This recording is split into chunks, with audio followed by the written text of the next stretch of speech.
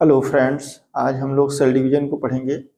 जैसा कि हम सभी को पता है कि हमारा शरीर जो बना है वो सेल से मिलकर बना है, कोशिकाओं से मिलकर बना है। असंख्य कोशिकाएं हमारे शरीर को बनाने में काम आई हुई हैं। चाहे हमारा शरीर हो, चाहे पौधों का शरीर हो, असंख्य कोशिकाओं से मिलके बना हुआ है।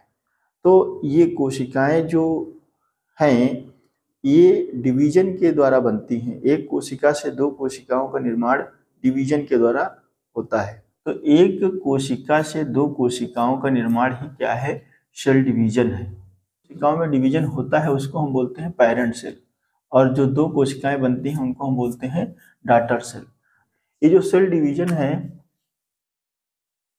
ये दो प्रकार का हो सकता है, एक तो माइटोसिस, दूसरा मियोसिस। यहाँ पे आप माइटोसिस को देख सकते हैं, ये मियोसिस को देख सकते हैं। माइटोसिस में क्या होता है, जो पेरेंट सेल होती है अगर उसमें 2n क्रोमोसोम है तो डॉटर सेल में भी 2n क्रोमोसोम होंगे।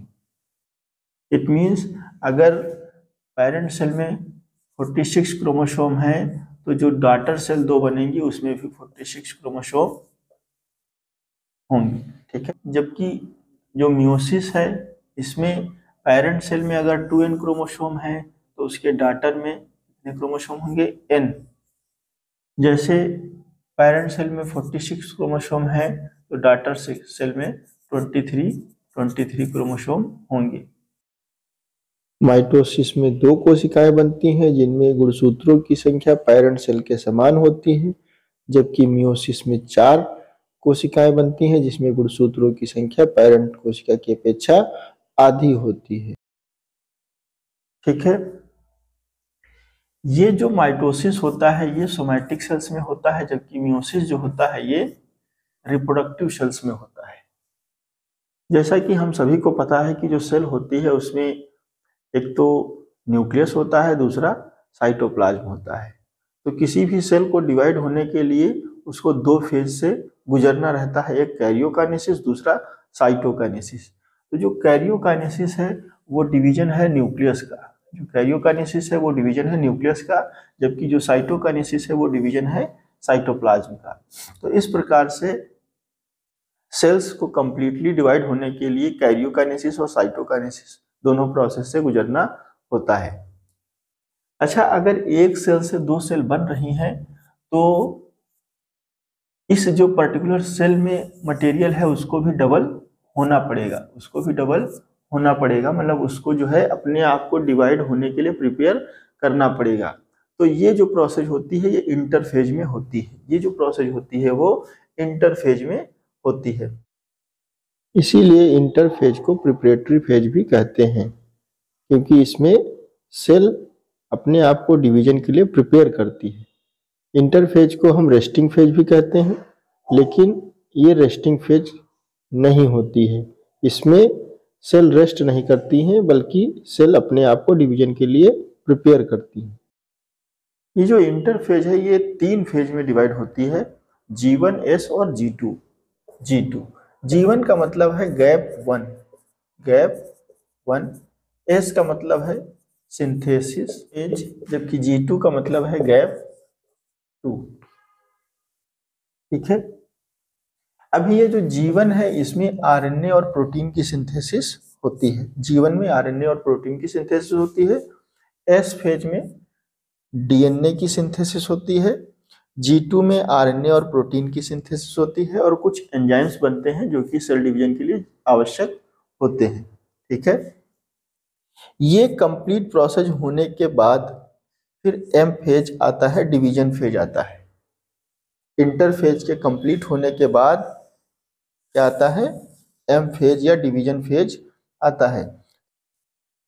तो यहाँ पे आप देख सकते हो कि जैसे कि विसिया फाबा में रिपोर्ट किया गया है कि जो इंटरफेज है वो करीब करीब 30 आवर्स की है, करीब 30 आवर्स की है, जबकि जो डिवीजन फेज है वो केवल 1 आवर्स की है। तो किसी सेल को अपने आप को प्रिपेयर करने के लिए काफी लंबा समय लगता है, जबकि डिवीजन के लिए बहुत ही कम समय लगता है। जैसा कि यहाँ पे दिखाया गया है कि जो G1 फेज है ये करीब करीब 12 आवर्स की है, और एस फेज जो है ये करीब करीब 6 आवर्स की है। G2 फेज भी 12 आवर्स की है, जबकि जो M फेज है वो केवल 1 आवर्स की है। ठीक है, तो इस प्रकार से हम देख सकते हैं कि किसी भी सेल को प्रिपेयर करने के लिए काफ़ी समय लगता है, जबकि डिवाइड होने के लिए बहुत ही कम समय की रिक्वायरमेंट्स होती है। ये जो M फेज है इसमें बहुत सारी फेज आती हैं, प्रोफेज, मेटाफेज, एनाफेज, टीलोफेज, इस तरीके से कई फेज आती हैं। उनको जब हम माइटोसिस मियोसिस पढ़ेंगे तो डिस्कस करेंगे। अच्छा, हमने विषया फावा में तो देख लिया कि G1, S और G2 का क्या समय होता है। अभी हम लोग जानेंगे कि माउस में जो G1, S और G2 फेज हैं इनका क्या समय रहता है।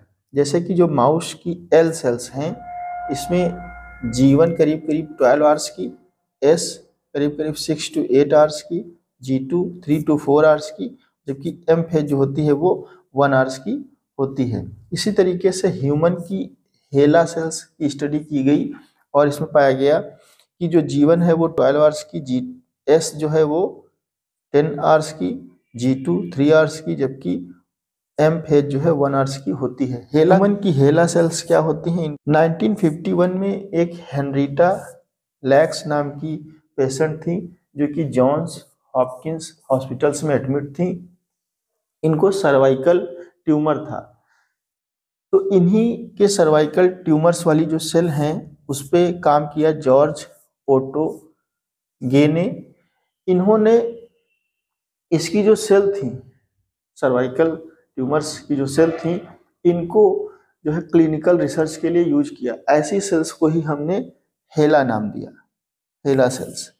इन्हीं के नाम पे, हेनरीटा लैक्स के नाम पे हमने इसको हेला नाम दिया। ठीक है,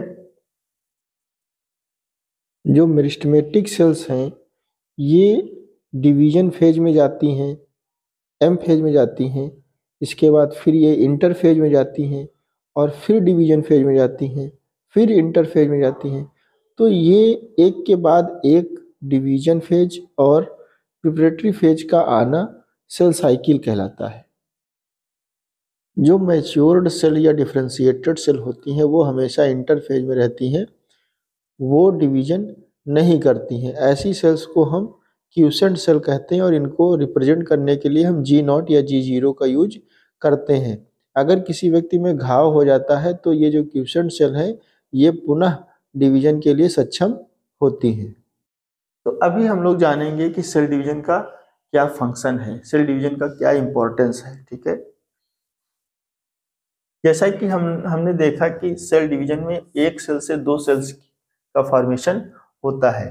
तो एक सेल से दो सेल का फॉर्मेशन हो रहा है, मतलब हमारी ग्रोथ और डेवलपमेंट के लिए सेल डिवीजन आवश्यक है। रीजनरेशन ऑफ डैमेज्ड टिश्यू में भी इंपॉर्टेंस है सेल डिवीजन का। जैसे कि हमको कहीं चोट लग गई, घाव हो गया, जो हमारे घाव रिपेयर हो जाते हैं वो सेल डिवीजन के थ्रू होते हैं। फिर production of new organs and tissues, जैसे कि हम देखते हैं कि छोटे में हम लोगों में दांत नहीं होते हैं, हेयर नहीं होते हैं, जैसे जैसे स्टेज बढ़ती जाती है वो सब आते जाते हैं, तो वो भी जो ऑर्गन्स या टिश्यूज डेवलप होते हैं वो सेल डिवीजन के थ्रू होते हैं।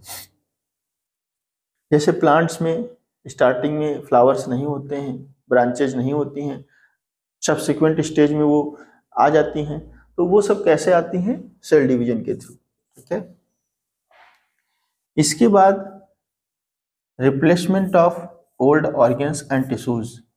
तो जो ओल्ड ऑर्गन्स हैं और टिश्यूज हैं इनका रिप्लेसमेंट भी किसके थ्रू होता है? सेल डिवीजन के थ्रू होता है। जैसे कि हम देखते हैं पौधों में पत्तियां गिर जाती हैं, पुरानी पत्तियां गिर जाती हैं और नई पत्तियां फिर उनके स्थान पे बन जाती हैं। हम मनुष्य में ओल्ड हेयर गिर जाते हैं और न्यू हेयर आ जाते हैं, तो ये भी क्या है? सेल डिवीजन का ही फंक्शन है, ये भी सेल डिवीजन का ही फंक्शन है। एसेक्सुअल रिप्रोडक्शन, जैसे कि आप गुलाब की कटिंग्स लगाते हो, रोज की कटिंग लगाते हो और उससे पूरा पौधा तैयार हो जाता है। आलू के छोटे छोटे आप पार्ट्स लगाते हो, उससे आपको पूरा पौधा और बहुत से आलू प्राप्त हो जाते हैं। तो वो सारी प्रोसेस जो हैं ये एसेक्सुअल रिप्रोडक्शंस में आती हैं। सेक्सुअल रिप्रोडक्शंस में भी जो है सेल डिवीजन्स का इम्पोर्टेंस है। जो गैमीट का फॉर्मेशन है, जो ह्यूमंस में स्पर्म और एग, इसका फॉर्मेशन है, ये भी किसके थ्रू होता है? सेल डिवीजन के थ्रू होता है। ये मियोसिस के थ्रू होता है। ठीक है, तो गैमीट्स के फॉर्मेशन में भी सेल डिवीजन का इंपॉर्टेंस है। सेल डिवीजन जो है ये सेल के साइज को लिमिटेड रेंज में रखता है। अगर कोई सेल कंटिन्यू ग्रोथ करती रहे तो वो बहुत ही लार्ज हो जाएगी और उसके डैमेज होने के चांस बढ़ जाएंगे। जबकि जो सेल डिवीजन है ये किसी भी कोशिका को उसके साइज में बहुत ज़्यादा बढ़ने नहीं देती है, जिससे कि जो सेल्स हैं उनका जो साइज है वो लिमिटेड रेंज में रहता है ताकि वो सर्वाइव कर सकें। जैसा कि हम जानते हैं कि सेल डिवीजन से ही पेरेंट सेल से डॉटर सेल्स का फॉर्मेशन होता है, पुरानी कोशिकाओं से नई कोशिकाओं का निर्माण होता है। तो एक प्रकार से ये लाइफ को कंटिन्यू करने के लिए बहुत ही आवश्यक है। सेल वेरियस टाइप्स के जो लिविंग ऑर्गेनिजम्स आपको दिख रहे हैं, ह्यूमन दिख रहे हैं, प्लांट्स दिख रहे हैं, एनिमल्स दिख रहे हैं, ये सब जो दिख रहे हैं ये सेल डिवीजन के थ्रू ही पॉसिबल हुआ है। तो इस तरीके से हमने सेल डिवीजन क्या है, सेल डिवीजन का क्या इंपॉर्टेंस है, इसको समझा। आज के लिए बस इतना ही, मिलते हैं नेक्स्ट वीडियो में। Thank you very much for listening to me.